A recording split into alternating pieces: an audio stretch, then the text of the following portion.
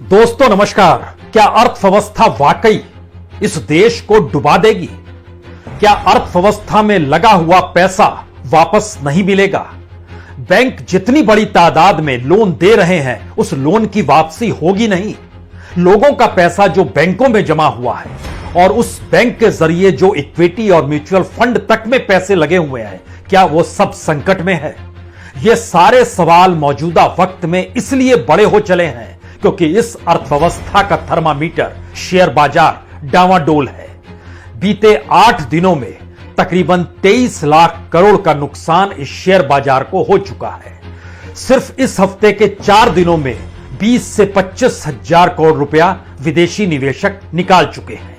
और संकट की पूरी कतार बतलाती है कि जिन नीतियों का असर इस देश की अर्थव्यवस्था पर पड़ रहा है, सरकार उस पर कोई निर्णय ले नहीं पा रही है और जो भी निर्णय लेती है वो एक कोलैप्स होने की परिस्थितियों की दिशा में कहीं चली तो नहीं जा रही है।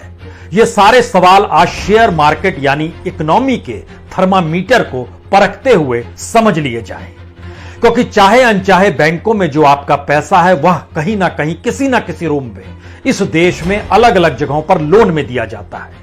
और जिन कंपनियों को लोन में दिया जाता है उन कंपनियों को लिस्टेड तौर पर उनकी मौजूदगी शेयर बाजार में है और उन्हीं के शेयर अगर गिर रहे हैं, कोई रिजल्ट अगर महसूस नहीं कर पा रहा है शेयर बाजार, तो स्थितियां नाजुक है।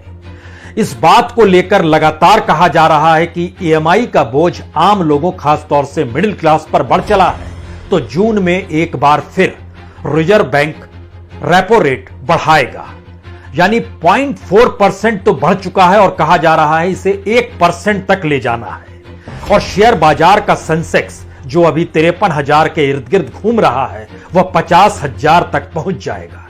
तो क्या यह वाकई सब कुछ ऊपर और नीचे होता रहता है या फिर वाकई पॉलिसी पैरालिसिस में मौजूदा मोदी सत्ता फंस चुकी है? इस बात का जिक्र इसलिए क्योंकि शेयर बाजार को जानने वाले कुछ बातों का खुले तौर पर जिक्र करते हैं। मसलन रुपया कमजोर हो गया, आपने कौन से उपाय किए? क्या कोई उपाय किया है? नहीं किया है। महंगाई लगातार बढ़ रही है, आपने कोई उपाय किए हैं? नहीं किए हैं। रूस यूक्रेन युद्ध की वजह से जो परिस्थितियां डामाडोल हुई है उसको लेकर आपने क्या किया है? आपने गेहूं का एक्सपोर्ट शुरू कर दिया और यह कहकर किया कि दरअसल किसानों को इससे लाभ होगा। लेकिन इस देश के भीतर में जब गेहूं को लेकर क्राइसिस होगी, आपके पास कोई ए या बी फार्मूला है? नहीं है। जो पाम ऑयल का इंपोर्ट एक झटके में रुक गया है और उसके बाद भारत के भीतर में जो पाम ऑयल की बढ़ती कीमतें और जो क्राइसिस छोटे शहरों में नजर आने लगी है, क्या उसका कोई उपाय आपके पास है? नहीं है। जो क्रूड ऑयल की कीमत अब तो $106 प्रति बैरल को पार कर चुकी है, क्या उसको लेकर आपके पास कोई वैकल्पिक सोच है? क्योंकि इस दौर में तो आपने यानी बीते 8 बरस में ओएनजीसी जितना तेल निकालता था, जो 23% था, उस ओएनजीसी को बेचने की दृष्टि से आप धीरे धीरे घटाते 23 से 15% पर आ गए। तो क्या कोई रास्ता आपके पास है या नहीं है? इन सब के बीच केंद्र और राज्यों का टकराव जो है खुले तौर पर महसूस किया जा रहा है और महाराष्ट्र तो उसमें और शिवसेना और बीजेपी का टकराव तो अव्वल नंबर पर है और आर्थिक राजधानी मुंबई ही है। तो क्या यह माना जाए कि इन परिस्थितियों को लेकर आपके पास कोई फार्मूला बी काम नहीं करता है? क्योंकि शेयर बाजार की नजर इतनी तीक्ष्ण है कि सुप्रीम कोर्ट में 2 जजों की नियुक्ति भी हुई, उसमें भी वह इस बात को लेकर चर्चा करते हैं कि दरअसल जिनकी नियुक्ति हुई वह सीनियरिटी में कहां पर थे। क्या वाकई वो इतने सीनियर थे कि उनकी नियुक्ति हो जानी चाहिए थी? कोई 28वें नंबर पर था, कोई 40 पार नंबर पर था। और आप जब नियुक्ति करते हैं तो इसका मतलब यह है कि आने वाले वक्त में उसी तरीके के डिसीजन भी आएंगे क्या? यानी पहली बार पॉलिसी पैरालिसिस कोलैप्स होने की परिस्थितियों से शेयर बाजार एनालिसिस कर रहा है और समझ रहा है कि जो रिजल्ट आएंगे, जिस भी स्तर पे जो भी निर्णय आप ले रहे हैं, वह दरअसल गलत है। यहां तक कि एलआईसी का आईपीओ भी जो आप लेकर आए, गलत वक्त में लेकर आए। आपको जब उसकी आकलन करना था तो वह 68,000 करोड़ से घटकर 21,000 करोड़ पर आकर टिक गया।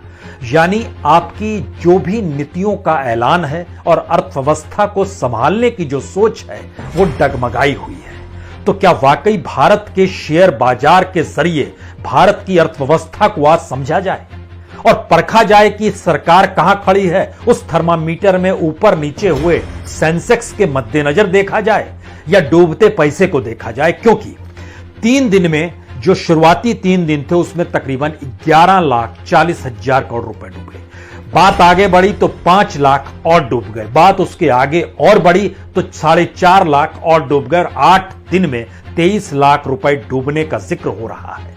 इस 23 लाख में मानकर चलिए कि 40% पैसा जो है वह उस सेक्टर का है जो एक आम व्यक्ति इक्विटी और म्यूचुअल फंड के जरिए इन्वेस्ट किए हुए है, अलग अलग जगहों से, बैंकों के जरिए ही सही, इंडिविजुअल लेवल पे रिटेल के हिसाब से भी वो कर रहा है, लेकिन उसको कोई फायदा नहीं हो रहा है। इस संकट की परिस्थिति में भारत में आप पैसा कहां लगा सकते हैं? सारे सेक्टर कोलैप्स है। जमीन खरीदना घाटे का सौदा, रियल एस्टेट में पैसा लगाना घाटे का सौदा, मकान खड़ा करके किराए पर देने की परिस्थितियां खत्म हो गई। इंडस्ट्रीज और बैंक को जो किराए पर देते हैं वह स्थितियां भी नाजुक स्थिति में चली गई।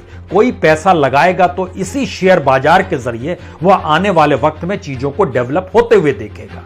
और शेयर बाजार में विशेषज्ञों के सेंटीमेंट्स कहते हैं कि दरअसल जब इलेक्शन आता है ना, तभी ये सेंटीमेंट ठीक करते हैं, अन्यथा बाकी समय में स्थितियां नाजुक हो जाती है। और इस दौर में जो पीएसयूज के बॉन्ड हुआ करते थे वह भी तो खत्म हो गए, तो लोग बॉन्ड भी नहीं ले पाते हैं क्योंकि आप पीएसयू तक को तो बेचने चले गए। अब जरा इन परिस्थितियों में लोगों के सामने रास्ता अर्थव्यवस्था के इसी थर्मामीटर शेयर बाजार का बसता है। और उस शेयर बाजार के भीतर में जब आप फेरिस्त देखिएगा, चाहे रिलायंस का नाम लीजिए, एचडीएफसी का नाम लीजिए, एल&टी का नाम लीजिए, M&M का नाम लीजिए, या फिर टाटा स्टील का नाम लीजिए, किसी भी चीज का, किसी भी सेक्टर का जब आप नाम लेना शुरू करेंगे तो आज की तारीख में सेंसेक्स आपको नीचे जाता हुआ दिखाई देगा 53,129 पर, और निफ्टी जो है ये लगभग 15,853 पर आ गया है। यहीं से 2 सवाल शुरू होते हैं। क्या वाकई रिजर्व बैंक के सामने अब रेपो रेट को और बढ़ाने के अलावे कोई रास्ता नहीं है? क्या वाकई विदेशी निवेशक जो पहले 7 महीनों में लगभग 1,75,000 करोड़ रुपया निकाल चुके थे, उसके बाद वो संख्या बढ़ते बढ़ते अब 2 लाख करोड़ पार कर गई? यानी अक्टूबर से जो निकालने की प्रक्रिया शुरू हुई थी वो लगातार जारी है, यकीनन जारी है। और इस दौर में जो क्रूड ऑयल को लेकर जो संकट है भारत की इकोनॉमी पर, उसको साधने के लिए आपके पास कोई रास्ता नहीं है क्या? क्योंकि भारतीय बाजार से विदेशी निवेशकों की लगातार बिकवाली होना और रिजर्व बैंक द्वारा जून में एक और ब्याज बढ़ोतरी की आशंका का बाजार में फैल जाना, और इन सब के बीच जो कंपनियां हैं, जो लिस्टेड कंपनियां हैं, उनके भी कमजोर नतीजे आना, स्थिति यह आ गई धीरे धीरे कि जो बीएसई में जो लिस्टेड कंपनियों का जो पूंजीकरण है वह 2,65,88,212 करोड़ का है। वो घटकर 2,42,00,000 हो गया, यानी 23 लाख झटके में कम हो गया।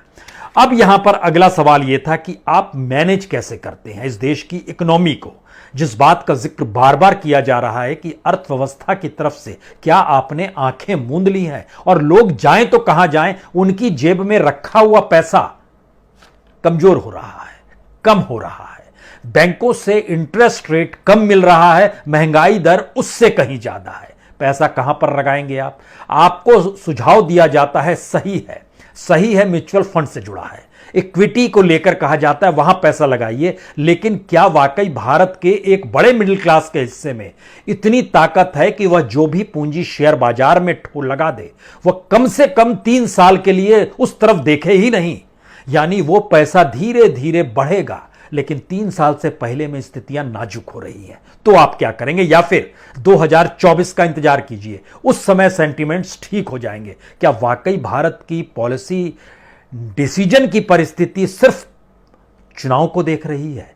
और इस दौर में जो भी इंस्टीट्यूशंस पैसा लगा रहे हैं, वह इंस्टीट्यूशंस की फेरिस्त जब देखी जाती है तो पता चलता है वह पॉलिटिकल फंडिंग में माहिर हैं, राजनीतिक तौर पर पार्टी को पैसा देते हैं, तो वह भी तो पैसा किसी ना किसी रूप में उगाना चाहेंगे।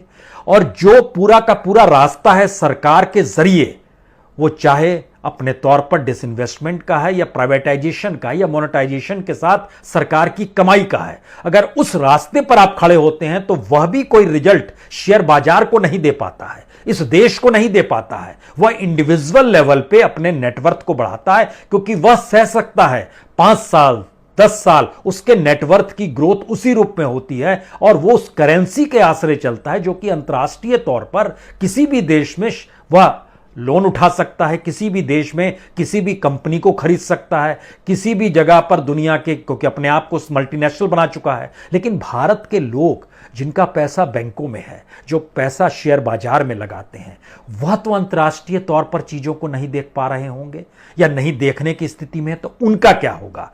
एक ढहती हुई अर्थव्यवस्था के भीतर में शेयर बाजार सरीखा बैरोमीटर अगर यह बताने लगे कि दरअसल आम लोगों के लिए मुश्किल हालात और आने वाले हैं, तो फिर आप क्या कहेंगे। वह भी शेयर मार्केट से इंडिकेशंस हैं, यह खेती और किसानी से इंडिकेशन नहीं है, यह मजदूर का इंडिकेशन नहीं है, यह कारखानों का इंडिकेशन नहीं है, यह पूंजी से पूंजी बनाने के जो तरीके थे वहां से इंडिकेशंस आ रहे हैं कि शायद ये संकट की एक नायाब परिस्थितियां हैं। दूसरी बड़ी बात है कि जब आप इन चीजों को देखते हैं तो सिस्टम से कैश धीरे धीरे निकल रहा है, जिसको हम लोग CRR कहते हैं। वह जब आप रेपो रेट और सारी परिस्थिति में देखेंगे तो सिस्टम से जब कैश निकलना शुरू होगा, जो लगभग 85,000 करोड़ रुपया इस चक्कर में निकल गया, जो रेपो रेट बढ़ाया और EMI लोग पे असर पड़ा जो नेचुरल लेवल पे पड़ना था, लेकिन इसका असर अगर सिस्टम से पैसा निकलते चला जा रहा है, क्योंकि पहले एक डिलीवरी होती थी, माना जाता था कि गवर्नमेंट एक डिलीवरी करती है। आज की तारीख में वो डिलीवरी ही थम गई, वो डिलीवरी हो नहीं रही है, सिवाय इसके कि ऐसे ऐसे निर्णय लिए जा रहे हैं जिस निर्णय का असर भारत की अर्थव्यवस्था पर सीधे पड़ रहा है और उस अर्थव्यवस्था का असर सीधे इस देश के उस मिडिल क्लास पर पड़ रहा है जिसके पास 4 पैसे आए और उस 4 पैसे को वह बाजार में लगाकर अगर 6 या 7 पैसा करना चाहे तो वह 4 पैसे घटकर 2 पैसे में तब्दील होते हुए उसके कंप्यूटर पे नजर आएंगे, उसके डॉक्यूमेंट्स पे नजर आएंगे।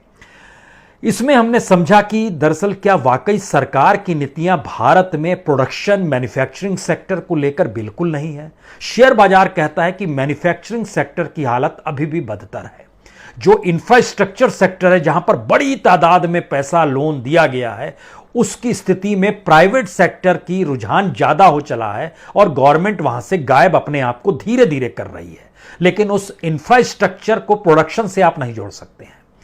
तो मैन्युफैक्चरिंग सेक्टर डामाडोल है, प्रोडक्शन हो नहीं रहा है और इस पूरे क्राइसिस में हमारे सामने वही सारी कंपनियां आकर एक के बाद एक खड़ी होती चली जा रही है, जिसको हम प्राइवेट हाथों में सौंपते चले जा रहे हैं और उससे जुड़ी हुई चीजों का असर भारतीय समाज और देश पर पड़ रहा है। तो क्या वाकई शेयर बाजार की स्थिति इतनी नाजुक हो रही है?